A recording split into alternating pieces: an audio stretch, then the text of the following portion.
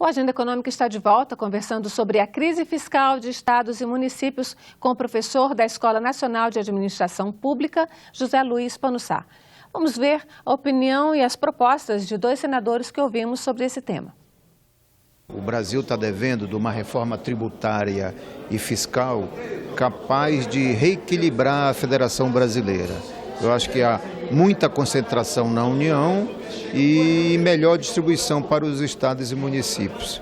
Portanto, a base de tudo isso para poder assegurar a responsabilidade fiscal de todos é que tenha realmente uma reforma tributária e fiscal capaz de assegurar esse reequilíbrio da federação do nosso país. O sistema federativo promove uma gritante injustiça na distribuição dos recursos. E nós estamos assistindo ao agravamento dessa situação desde a Constituição de 88, quando novos encargos foram repassados aos municípios brasileiros, sem que se repassasse a contrapartida compatível de recursos para atender às novas demandas. Então, a reforma do sistema federativo é essencial para evitar que os prefeitos se tornem reféns do poder central.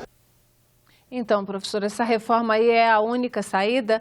Na época da Constituição de 1988, houve acordo de que seria assim mesmo, né? Depois, com o tempo, começou a reclamação, né? Que tem aí, os estados ficaram obrigatoriamente responsáveis, no caso do ensino, por exemplo, pelo ensino médio, né? Os municípios são responsáveis pelo ensino fundamental, né? Ensino educação infantil e ensino fundamental. E a União, teoricamente, com o ensino universitário, né? Isso é meio misturado, mas foi assim que foi acertado. Agora não dá certo mais. Na verdade, a Constituição de 88 pretendia, sim, fortalecer os estados, em especial os municípios. Mas o governo federal foi criativo, né, no aumento da sua arrecadação com as contribuições, né? A participação do imposto de renda, por exemplo, no início da década de 90, era muito maior do que é na arrecadação total de hoje, né? E isso significou que a parcela da receita total arrecadada de impostos dos estados e municípios foi gradativamente caindo, né? A crítica dos dois senadores é essa, né? Hoje, a divisão do bolo da arrecadação pendeu muito, né, para o governo federal. Tinha suas razões, né, a necessidade de fazer ajuste fiscal, de equilibrar as contas públicas, fazer política macroeconômica, ter a questão fiscal como instrumento disponível para o governo e aí o crescimento da arrecadação se deu muito em favor do governo federal e menos para estados e municípios. Mas a estrutura de composição dos impostos não mudou. E esse ICMS continua com os estados, ISS com os municípios, imposto de renda com o governo federal. Essa estrutura já existia antes. Com as novas contribuições que foram criadas, o governo federal fortaleceu a sua parcela de receita. Imposto de renda hoje pesa menos na arrecadação total do governo, porque surgiram outros impostos, outras formas de tributação, né, em favor do governo federal. E a escolha do governo federal em criar e aumentar imposto via contribuições era exatamente para não repartir com estados e municípios. Porque o que arrecada com imposto de renda é o que forma o fundo de participação, né? O IPI forma fundo de participação. Então, esses impostos tradicionais foram um pouco esquecidos nesses últimos 15 anos e isso acabou, então, concentrando a receita no governo federal. E os estados e municípios, além disso, eles, a partir da lei de responsabilidade fiscal, eles estão com as mãos amarradas. Eles não têm como se endividar, porque para se endividar eles têm que ser autorizados para fazer isso. E, de outro lado, né, eles não têm como criar novos impostos, porque eles não podem criar contribuições. Contribuições sociais cabem só à União, a criação, a ampliação. Então, isso acabou ajudando a explicar um pouco esse contexto de dificuldade, né, dos estados e municípios hoje. Mas porque o que eles arrecadam não dá mesmo para as contas, para as despesas? Porque, por exemplo, na educação, tem o dinheiro do Fundeb. O dinheiro do Fundeb, que vem dos fundos, né? O dinheiro do Fundeb, 60% vai para os municípios e 60% no município tem que ser usado para pagamento de professor. Esse dinheiro não dá para pagar os professores dos municípios? Hoje a arrecadação total da maioria dos estados não é suficiente para pagar o total das despesas correntes, em especial pessoal, né? Alguns estados que têm um peso maior e municípios que têm um peso maior na despesa pessoal, eles hoje não conseguem pagar a totalidade, porque o que entra no caixa do Tesouro não é suficiente. E estão já utilizando os recursos vinculados a fundos destinados a outras despesas, do ponto de vista constitucional, inclusive, para pagar essas despesas imediatas. E se não houver uma solução para isso, muitos estados não vão conseguir, e municípios não vão conseguir repor aquilo que eles tiraram desses recursos vinculados, né, que não poderiam ter tirado, mas que não tiraram imaginando. Fizeram pedaladas fiscais também? Fizeram uma criatividade para poder pagar despesas emergenciais, urgentes. Não dá para deixar o servidor sem o salário, não dá para deixar a saúde sem os materiais necessários para o seu funcionamento. Então, é uma necessidade urgente, imediata, que leva o governador, ele diz, não, mas tem um recurso disponível, é de um fundo, então eu tiro dele, depois eu reponho. Só que não está conseguindo mais repor e precisa de uma solução. Tá. E uma das soluções é essa da desvinculação, mas não é suficiente. Agora, se desvincula, quer dizer, a educação já não é boa, a saúde nem se fala.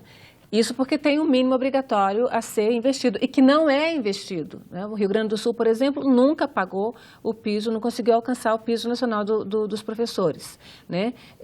Se desvincula, não vai ficar pior ainda a educação e a saúde do país? Pensando do lado do cidadão, que está lá na ponta que paga o imposto.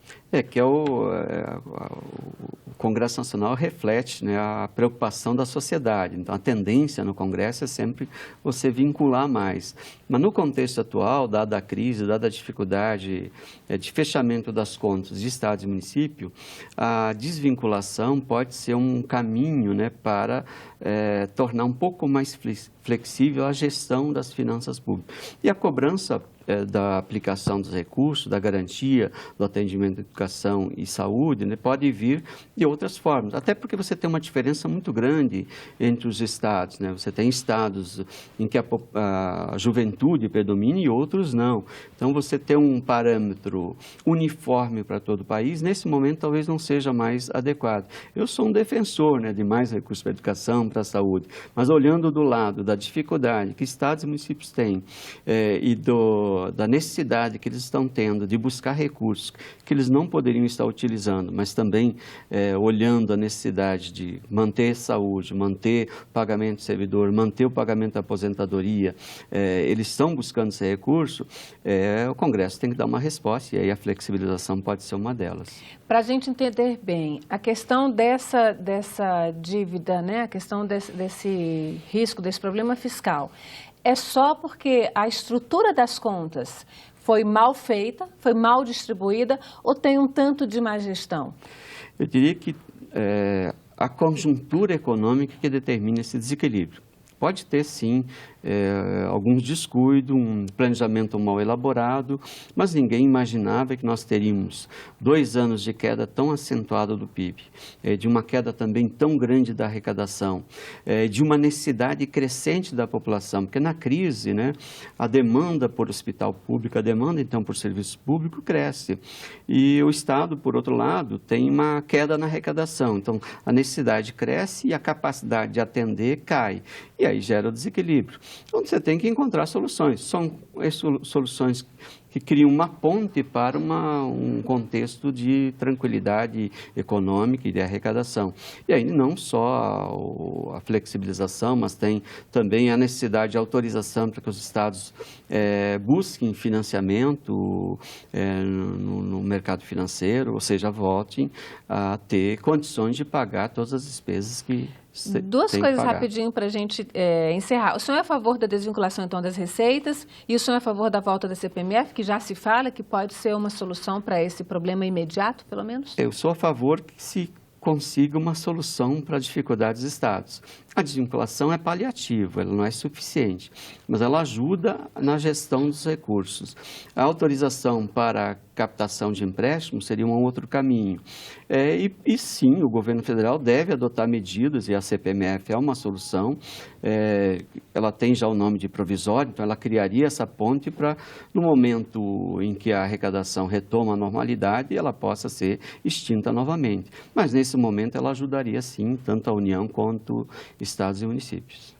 Tá certo. Muito obrigada, professor Panissá, pela sua presença aqui na Agenda Econômica. Certamente esse assunto vai render outros programas, né? Porque a gente tem aí para tratar a desvinculação das receitas que está aí na pauta do dia, né? Eu que agradeço. Obrigada mais uma vez. E agradeço a você, telespectador, que nos acompanhou até aqui. Participe do Agenda, faça sugestões e comentários. Fale conosco pelo telefone 0800 6122 11. Se quiser rever este programa ou indicar para alguém, acesse nossa página na internet, senado.leg.br/TV. Até o próximo Agenda Econômica.